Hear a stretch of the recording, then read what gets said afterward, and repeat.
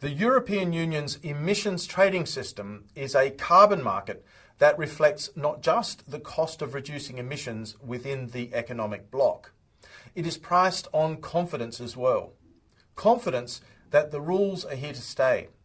Confidence that the cap on emissions is tightening over time. Confidence that political pressure will not rewrite the framework. If that confidence weakens, so too will the price signal. That matters far more than most people realise, and that is why there is such concern today about the risk of political interference in the world's largest and most established compliance carbon market. But is the carbon market really to blame for the fall in European industrial competitiveness? Or is what we are seeing the result of energy security choices made over decades?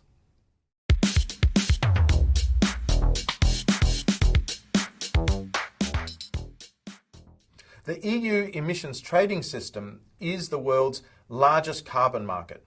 It functions as a capital allocation mechanism, operating at continental scale, creating incentives for firms to invest in lower emission technologies.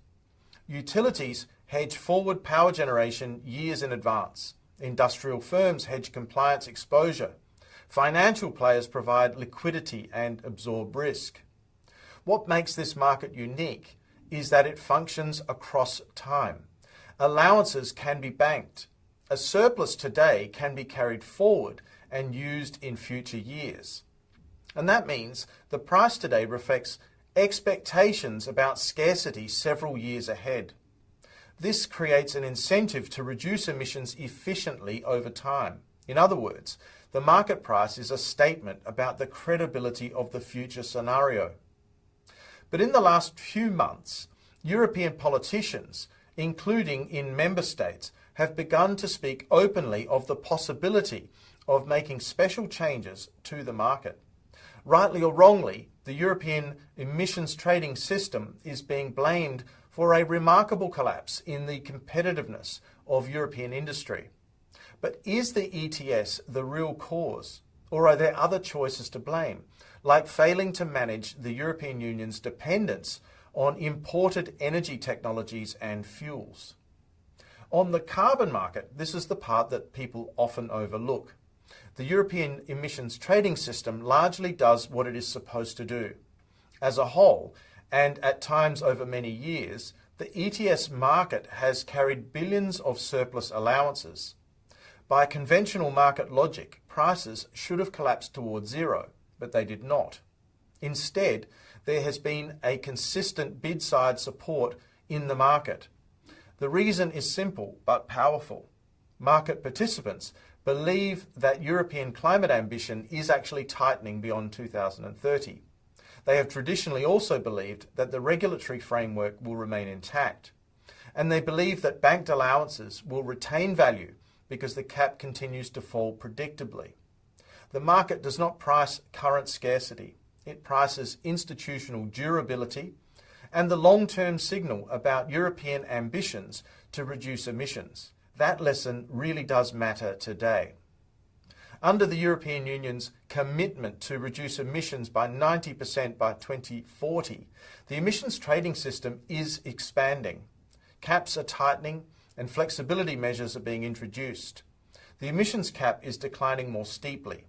Maritime emissions are being included. Free allocation of allowances is being adjusted. A second emissions trading system for buildings and transport is also being developed.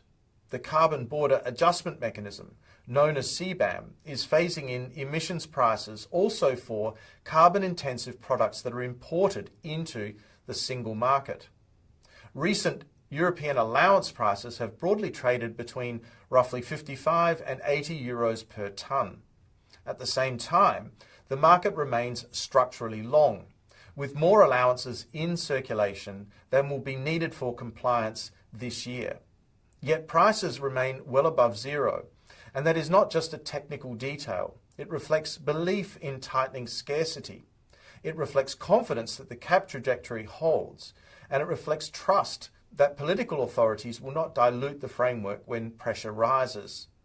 The forward curve is, in effect, a confidence curve. Across Europe, political stress is increasing.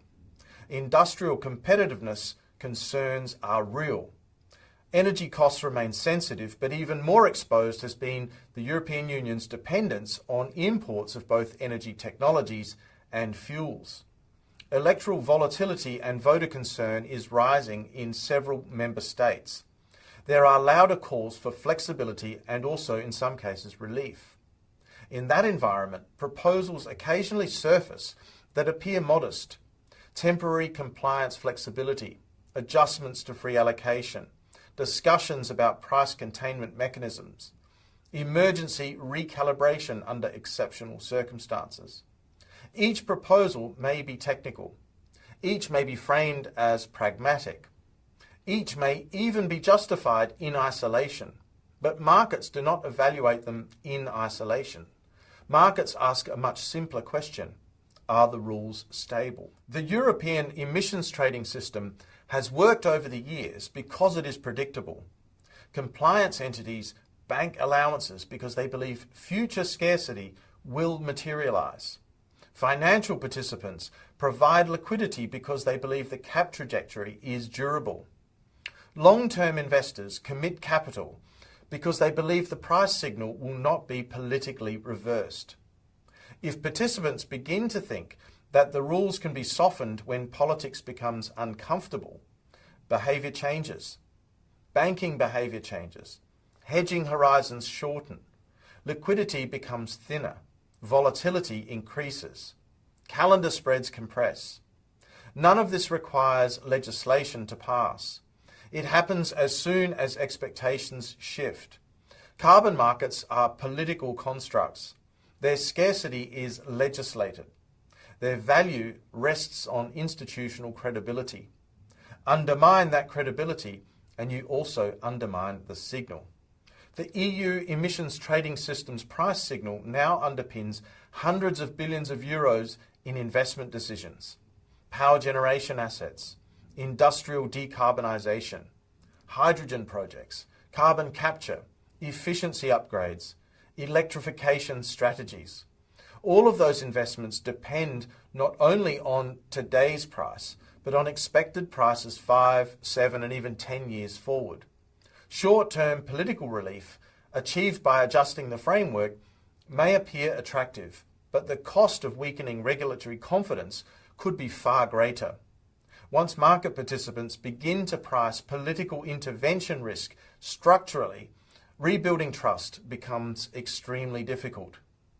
The European emissions trading system has survived massive oversupply. It survived economic crisis. It survived geopolitical shock. It survived because ultimately the framework was reinforced rather than diluted. But here is the question that more and more people are beginning to ask. Will the EU emissions trading system withstand the current wave of political pressure seeking to change its rules? All of this requires that the European Union gets its head around the root causes of its industrial competitiveness challenges. Is it really climate ambition, or has the bloc's long-standing and ongoing dependence on energy technology and fuel imports been equally, if not more responsible? If the latter were also true, at least partially, would it not be prudent for the European Union to focus its attention on this rather than tinkering with its emissions trading system? But what do you think about the emissions trading system and industrial competitiveness? Let me know in the comments section below, and if you've enjoyed this video, be sure to hit the like button. If you've not already done so, please subscribe to the channel. On that note, I'd like to thank you for joining me today, and I look forward to seeing you again soon in the next episode of Climate Mundial. Bye for now.